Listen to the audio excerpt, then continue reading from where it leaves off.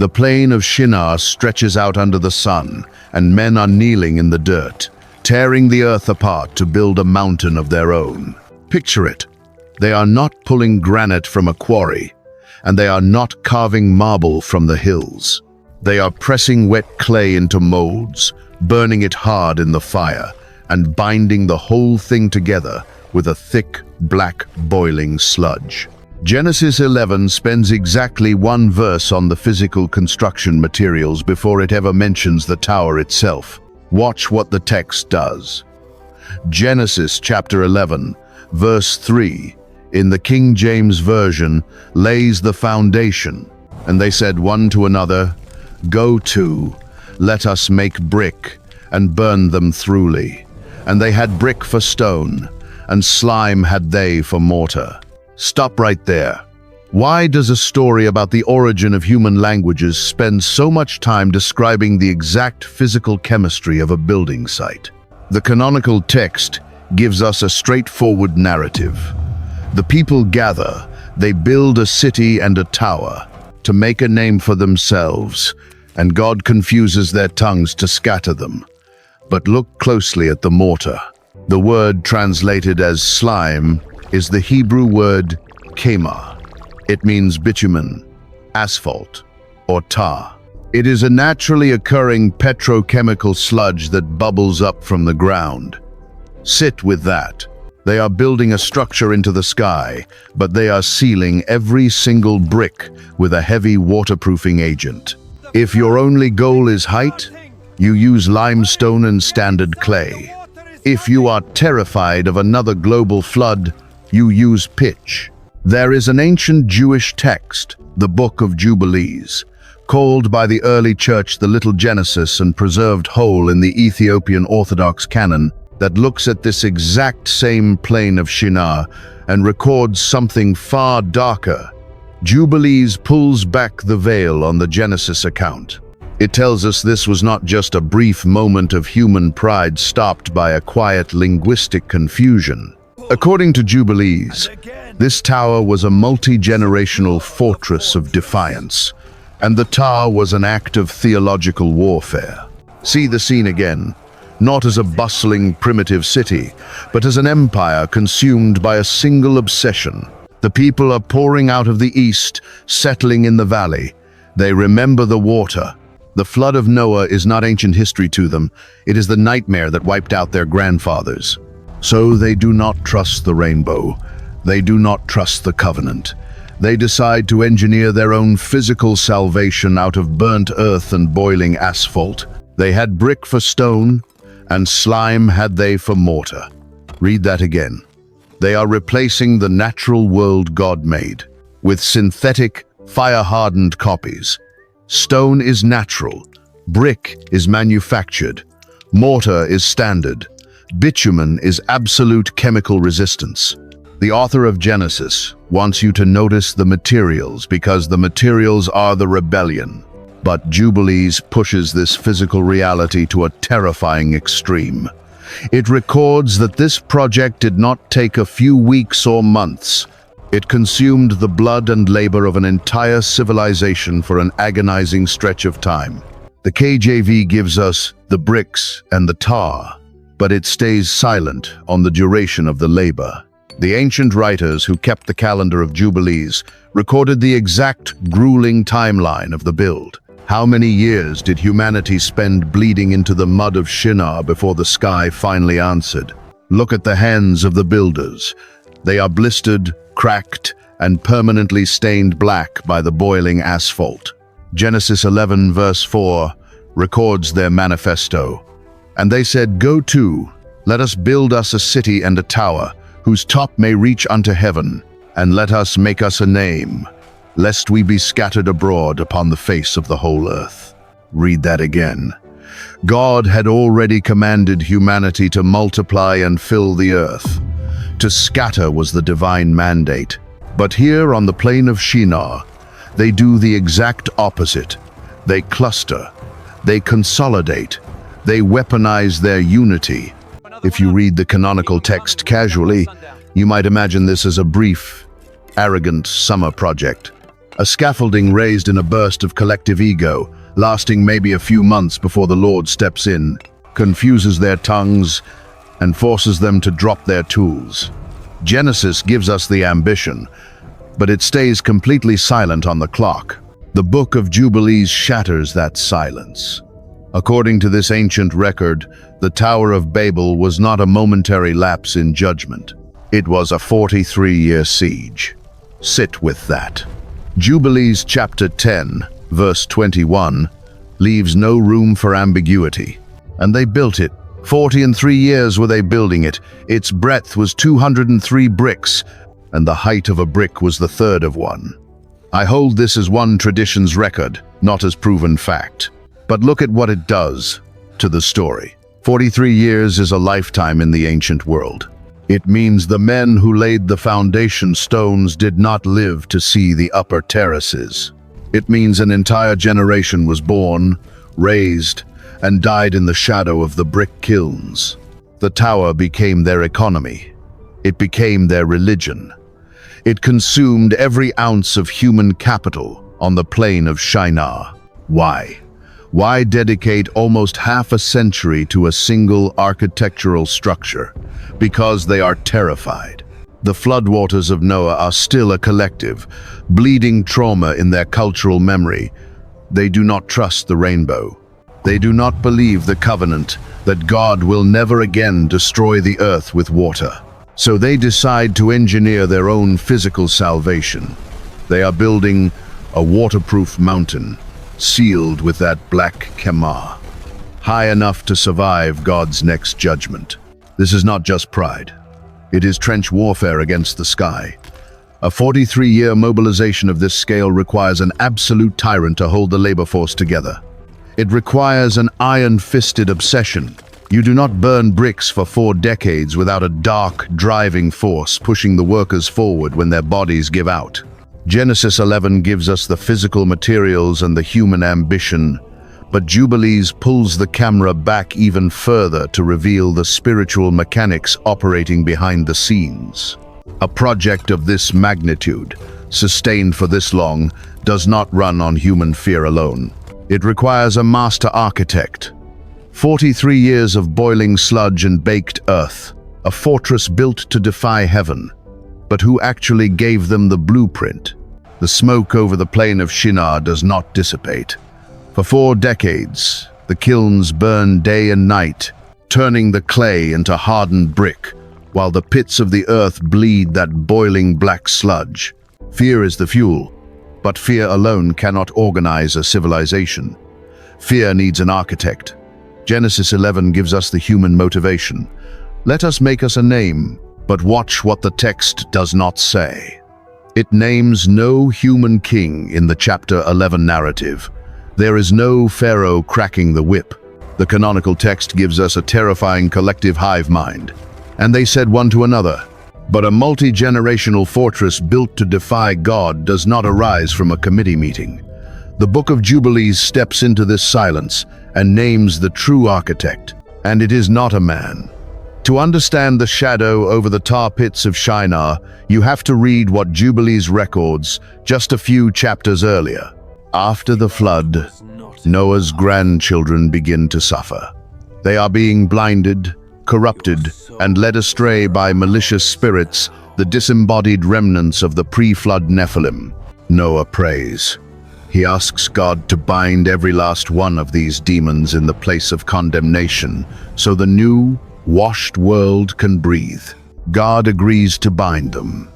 But then, a figure steps forward in the heavenly court. His name is Mastema. In the theology of Jubilees, Mastema is the chief of the spirits, the adversary. And Mastema makes a chilling petition to the Creator. Lord, Creator, let some of them remain before me, and let them hearken to my voice. For if some of them are not left to me, I shall not be able to execute the power of my will on the sons of men. God grants him 1/10 of his dark forces. Sit with that. This is not just a theological footnote. It is the exact context Jubilees provides for the building of Babel. Mastema and his spirits are unleashed to test, to blind, and to organize the post-flood world. And their masterpiece is the plain of Shinar. The tower is not a grassroots human initiative. It is a demonically inspired retaliation for the flood. I offer this as their telling, not as proven fact. But look at how it changes the physical reality of the bricks and the tar. Mastema was there before the flood. He watched the fountains of the great deep burst open. He watched the rain shatter the earth. He knows that standard limestone and mud mortar will dissolve in an afternoon if the God of heaven decides to drown the world again. So the dark inspiration falls on the builders. Do not use stone. Stone can be broken. Use brick and burn it until it is harder than rock. Do not use mud. Mud washes away. Dig into the pits. Find the chemar. Boil the asphalt. Seal every single joint with chemical fire. The slime of Shinar is not just an architectural choice. Under the influence of Mastema, the tar becomes a spiritual defense mechanism. It is a supernatural blueprint executed by human hands. Genesis 11, verse 5, records the divine response. And the Lord came down to see the city and the tower which the children of men builded. Read that again. The Lord comes down to see the work of the children of men. They are the labor force. They are the ones with blistered, tar-stained hands. But the dark prince of spirits is the one who handed them the trowel. For 43 years, they stacked burned earth and boiling pitch under a demonic mandate, pushing the structure into the clouds. We know the materials, we know the architect, but the ancient texts also recorded the exact, terrifying dimensions of the fortress. Just how high did this black, waterproof mountain reach before the sky finally answered? Walk out onto the plain of Shinar and look up. You cannot see the top, the dust and the smoke from the continuous fires of the kilns obscure the upper terraces. Genesis 11, verse 4, records the ambition of the builders in a single chilling phrase, a tower whose top may reach unto heaven. Stop right there. We read unto heaven as a metaphor, a poetic way of saying very tall, a monument to human ego. But read it through the eyes of a civilization still traumatized by the deep.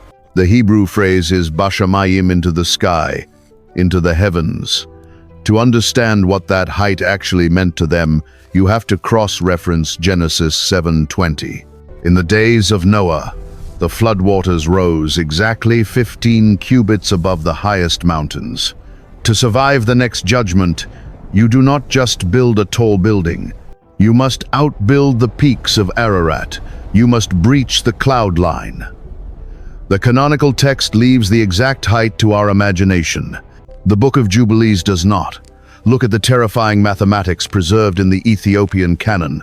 Jubilees chapter 10, verse 21, delivers the exact blueprint of the rebellion, and its height was 5,433 cubits and 2 palms, and the extent of one wall was 13 stades. Sit with that, 5,433 cubits. A standard ancient cubit is roughly 18 inches. Do the math. That is over 8,100 feet straight up into the atmosphere. A mile and a half of solid, fire-hardened earth and boiling asphalt. This is not a city monument. This is a synthetic mountain. Picture the physical reality of a structure that massive. The sheer, compounding weight of a mile-high brick tower would instantly crush a traditional limestone foundation. You cannot build this with standard mud and carved rock. The base would turn to powder under its own gravity. This is exactly why the chemar, the subterranean tar of Shinar, is the core physical clue of the Genesis text. Asphalt flexes. It absorbs compression. It binds with a tensile strength that primitive mortar cannot match. The strange chemical focus of Genesis 11:3 is the only way the impossible towering dimensions of Jubilees 10 can actually stand. It takes a supernatural architect to give an early civilization the exact engineering required to hold a mile-high weapon together. The ancient record of Jubilees even gives us the thickness of the walls. Its breadth was 203 bricks. Think about the sheer logistics of this nightmare. To fuel kilns hot enough to bake millions of bricks for 43 consecutive years, the builders had to strip the region bare. They deforested the landscape. They drained the tar pits dry. The plain of Shinar is being devoured, eaten alive by its own inhabitants, just to manufacture a waterproof fortress against their creator. Same earth, same defiance. They are trying to reach the firmament. In the ancient Near Eastern mind, the firmament is the physical barrier between the earthly realm and the divine throne. It is where the waters above are held back by building into the Shamayim, under the guidance of Mastema's spirits. They are not just trying to survive. They are trying to breach the domain of heaven. They are staging a physical, architectural invasion of the sky. 1.5 miles of burned earth and boiling pitch, standing in absolute defiance on the blackened plains of Shinar. But the ancient text records that this tower did not simply fall into quiet disrepair when the languages of the builders were confused. What actually happens to the physical structure when heaven finally answers the asphalt? Look away from the clouds and look down into the dirt. The secret to this rebellion is not just in the sheer altitude of the architecture. It is hidden in the chemical composition of the ground. We have been following the thread of the slime, the Hebrew word chemar. But to understand the severe spiritual hostility happening on the plain of Shinar, you have to trace that specific word through the rest of the canonical text. Chemar does not just mean a sticky, passive substance. It comes from the root verb chamar, which means to boil, to foam, to churn, to be red with heat. Sit with that. The builders are not just harvesting mud, they are extracting a violently boiling sludge from the subterranean depths of the earth. Picture the landscape. To fuel a mile-high tower for 43 years, the plain of Shinar must be littered with open trenches. The sky is choked with black smoke from the kilns. The ground is bleeding hot asphalt. In the biblical narrative, this black tar is never neutral. It is the geographic footprint of absolute ruin.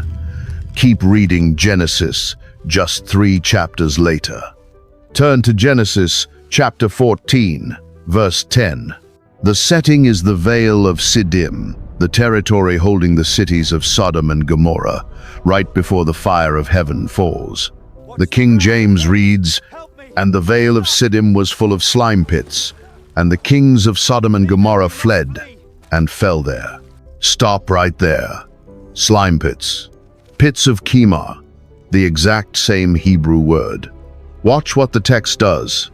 Wherever the earth bleeds chemar, human wickedness reaches its absolute peak, and divine judgment is imminent. Shinar and Sodom. Both regions are defined by their proximity to the boiling black asphalt. Both are staging grounds for ultimate defiance. The builders of Babel are taking the literal soil of judgment and weaponizing it. They are using the earth's own volatile chemistry to build a staircase to the firmament. There is an ancient Aramaic translation of the Torah known as Targum Pseudo-Jonathan. It was read aloud in the early synagogues, preserving the oral traditions and unwritten historical memories of the Jewish people alongside the canonical text. Targum Pseudo-Jonathan looks at the mortar of Shinar and the ambition of the builders, and it records a detail that strips away any illusion of mere survival. The Targum records that the builders were divided into factions, and the most militant faction looked at the waterproof fortress. They were sealing with chemar and declared a terrifying motive.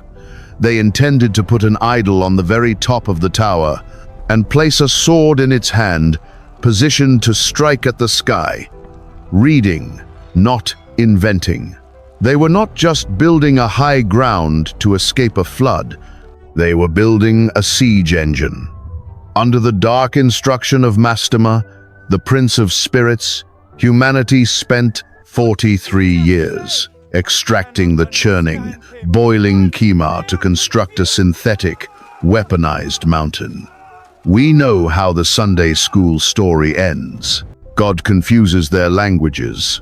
They cannot understand each other. They drop their trowels, and they wander away to form the nations. But hold that physical image in your mind. 1.5 miles of fire-baked brick and boiling pitch.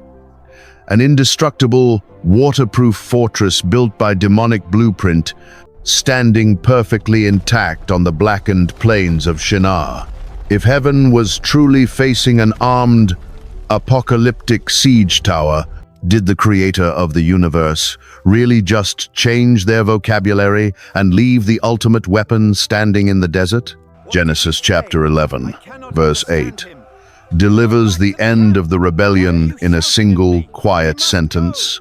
So, the Lord scattered them abroad from thence upon the face of all the earth, and they left off to build the city. Stop right there. Watch what the text does not say. And they left off to build the city. What about the tower? The canonical English text tells us the people stopped building and walked away. It never actually says the tower fell. If you read only the strict, literal lines of Genesis 11, that chemically sealed, fire-hardened fortress is still standing in the desert, an 8,000-foot monument to Mastema's blueprint, left entirely intact while the builders wander off in confusion. But a spiritual war does not end with a ceasefire. The ancient writers who preserved the Book of Jubilees knew that an altar built to wage war against the firmament demanded a physical answer. They recorded a violent, catastrophic destruction. Look at Jubilees chapter 10, verse 26. And the Lord sent a mighty wind against the tower and overthrew it upon the earth. And behold, it was between Ashur and Babylon in the land of Shinar. Sit with that. The builders spent 43 years obsessed with water. They boiled the chemar, the subterranean tar, to make their bricks completely waterproof. They engineered a synthetic mountain to survive a second global flood. They prepared for the deep, but they forgot the breath of God. In Hebrew, the word is ruach. It means wind, breath, or spirit. In Genesis 1, the ruach of God hovered over the face of the waters. In Genesis 8, God sent a ruach over the earth to assuage the floodwaters. The builders armored their tower against the rain, but heaven did not use rain. Heaven weaponized the air. Picture it. The sky darkens, not with storm clouds, but with sheer atmospheric pressure. A localized, supernatural gale slams into 1.5 miles of solid brick and asphalt. The chemar was designed to flex under compression, not to withstand the sheer lateral force of a divine hurricane. The walls groan. The foundation, already strained by millions of tons of dead weight, begins to fracture. And then, the sky rips the fortress apart. The first-century Jewish historian Josephus, in his Antiquities of the Jews, preserves this exact same historical memory. He writes that God not only confused their languages, but that he overthrew the tower with a terrible, violent windstorm. Two distinct ancient traditions, both testifying that the confusion of tongues was only half the judgment. The other half was kinetic, terrifying, and completely physical. I offer this as their telling, not as proven fact. But look at how it fills the silence of the canonical text. God did not just scramble their dictionaries and leave the ultimate weapon standing. He broke the weapon. He sent the Ruach to shatter what Mastema had designed. But a structure that massive does not simply vanish. When you overthrow a tower that reaches into the clouds, the resulting debris field is catastrophic. Millions of fire-baked bricks, Thousands of tons of hardened black pitch. The sky clears, the wind dies down, and the builders scatter, but the ruin remains on the earth. Jubilees records that this specific debris field was not just left as a pile of rubble. It was given a terrifying new name, and the ground itself was permanently marked. What did the earth swallow? On the plains of Shinar. And what happens to a landscape when a cursed altar collapses into it? The dust settles over the plain of Shinar. The supernatural wind has stopped. The sky is quiet again. But the horizon is violently altered. Where a synthetic mountain stood just hours ago, a massive, jagged spine of shattered brick now bleeds back into the mud. See the scene. Millions of fire-baked blocks and thousands of tons of heavy black pitch are scattered across the valley.